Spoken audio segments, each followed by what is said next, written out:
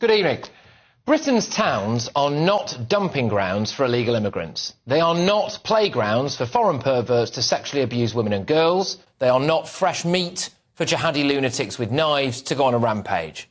Now, busloads of illegal immigrants have been moved into a hotel in Altrincham in Greater Manchester. There could be up to 300 of them. They sit outside smoking and wandering around all day.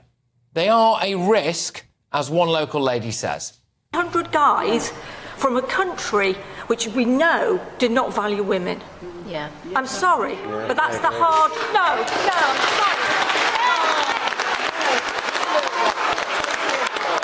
Is there going to be a curfew? Or are they just at 7 o'clock at night, just going to be able to wander around? Is my daughter going to be safe when she goes into Altrincham and has a few drinks? No, is the answer. We can't lock people up who haven't committed any crimes. We cannot impose on them and restrict their movement if they haven't committed any crimes.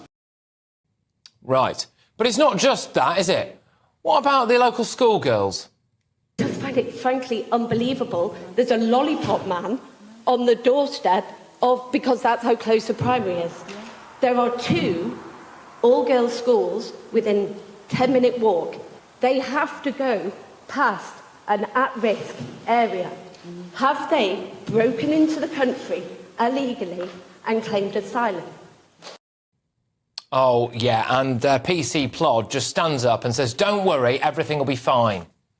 Today, I can assure you we've had asylum seekers in Trafford for several years, and there has been no spike in crime, there has been no increase in crime that's attributed to these asylum seekers.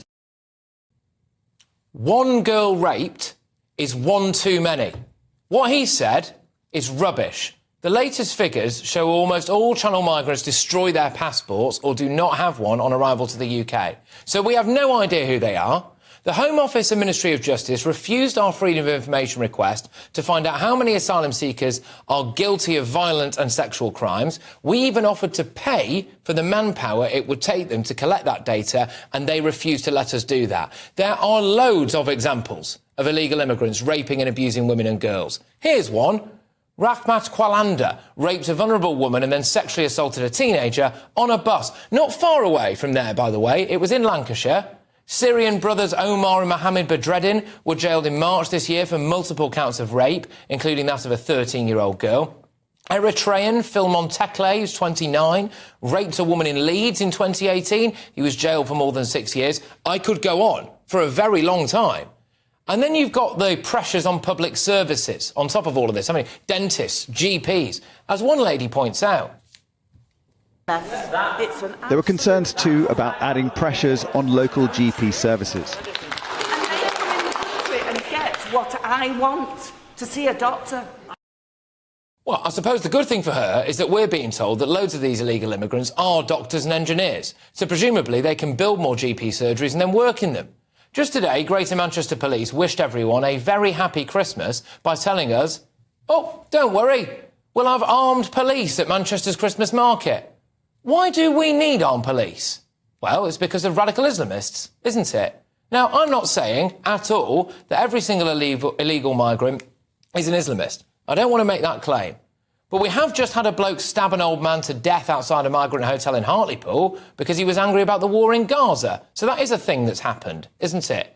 The northwest of England has the most asylum seekers living in long-term accommodation. As of 2023, it was 14,289. Goodness only knows how many there are now. And they're not going anywhere. Altrincham and places like Altrincham are not enclaves of the Middle East. They are British towns, predominantly full of British people who share British values. And for these people... A lot of the posts on social media have been racist. I think when you're saying that refugee and asylum-seeking men should be vetted to make sure that they're not paedophiles, I think that's racist. Those people with the refugees welcome signs, OK, you think you're the good guys. I think you're thick. I think you're really, really stupid. Locals have a right to be very, very angry. Now, it might not technically be an invasion, but goodness gracious me, it does look a lot like one.